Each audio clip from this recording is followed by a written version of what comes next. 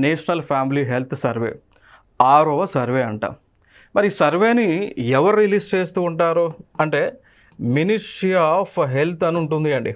So కేంద్ర ఆరోగ్య శాఖ అని అంటాం. సో వీళ్ళు ఈ సర్వేని రిలీజ్ చేస్తూ ఉంటారు. అలా మరి ఇప్పుడు రిలీజ్ చేసిన రిపోర్ట్ 6వ రిపోర్ట్గా ఉంది.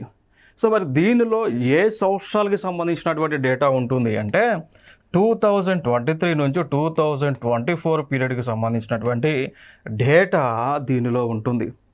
మరి డేటా కోసం దాదాపు వీరు 715 జిల్లాలలో వీరు పర్యటించి అనేక శాంపిళ్లను, కొన్ని లక్షల శాంపిళ్లను వీరు కలెక్ట్ చేశారు.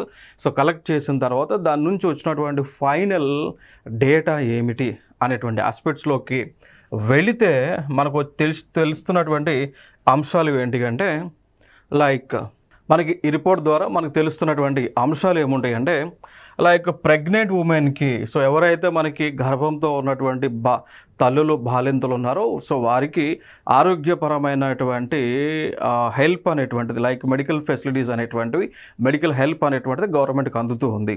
అది ఎంత పర్సెంటేజ్ అందుతుంది అంటే దాదాపుగా 95.9% మందికి అందుతూ ఉంది అని చెప్పి ఈ యొక్క నివేదిక యొక్క సారాంశం అనమాట.